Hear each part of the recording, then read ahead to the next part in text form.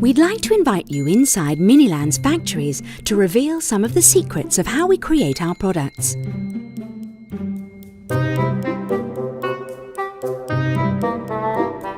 In these factories, men and women use machines to design, produce and distribute toys and childcare products that will become part of the daily lives of children and families all over the world.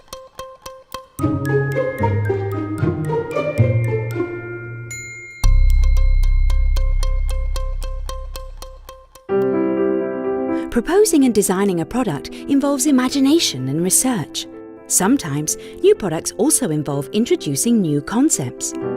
At Miniland, creating a new product also involves anticipating emerging needs. For everything to come together and for the product to be created exactly the way we designed it, we need to first create a digital three-dimensional model of it. We then send this 3D prototype from the computer to a numerically controlled milling machine. This precision machine will then sculpt the desired pattern into the steel, creating a shiny mould. The mould is created in order to shape the plastic. But for this to happen, the mould has to first be placed in some very special equipment called injection machines. This forklift is transporting some very strange-looking material.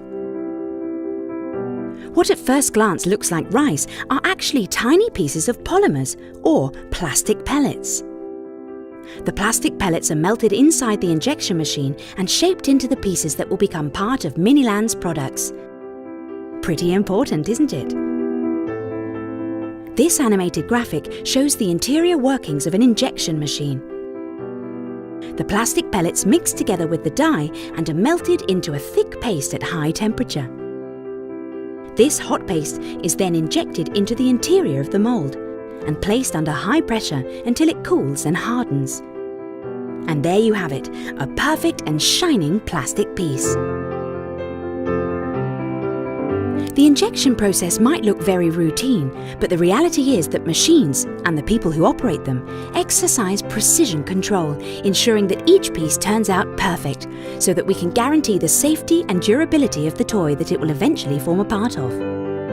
Perhaps an isolated piece doesn't really tell much of a story, but if we join it together with the other pieces, can you tell which toy we're making? To manufacture certain toys, some plastic pieces need to be subjected to other processes, such as tampography, which is a form of image transfer that allows an expressive face to be applied to the piece. These features will become important elements of the final product. But the same technique is not used to make every single piece. For example, plastic fruit is created via air injection, a process in which air is blown into melted plastic, pressing it against the interior surfaces of the mould. When the plastic later cools and hardens, voila, an apple.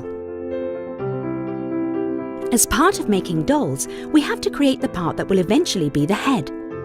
We begin by pouring a small amount of liquid into each one of the moulds. Inside the rotating furnaces, the moulds will continue to rotate until the vinyl assumes the shape of the mould. After a few minutes of this going round and round and round in the furnace, the heads and all of the other pieces that will be used to make the doll are taken out, while they're still hot.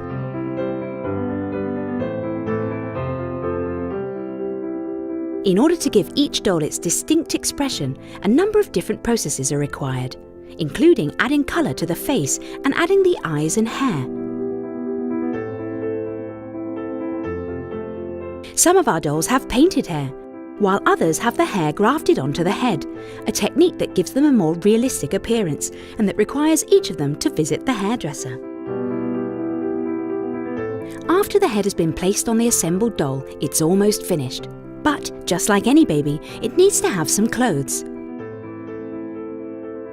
For this purpose, we have a workshop where we handcraft each of the garments to be worn by the dolls.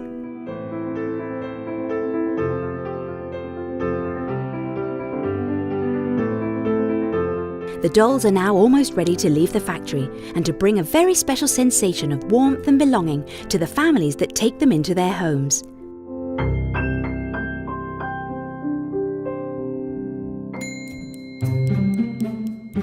In In the meantime, the assembly line in our factory keeps rolling along, with each of Miniland's toys awaiting its turn in a very long line for final assembly by the skilled hands of our specially trained technicians, one piece at a time.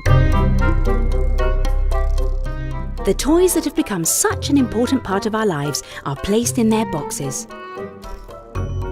They're all here, Super Pegs, Super Blocks, and so many others that will soon become an important part of the lives of children all over the world. Don't you wish you could grab them out of their boxes and start playing with them? Do you remember the air injection machine? Well, it's also kept rolling along, making attractive fruit of different shapes and colours. Now it just has to be placed in baskets and wrapped up before it's sent all over the world. But first, these baskets will have to take their place alongside of hundreds of other Miniland products until some very special trucks come to take them from the warehouse and send them to all of the homes and schools where they will at last become part of the games and lives of children everywhere.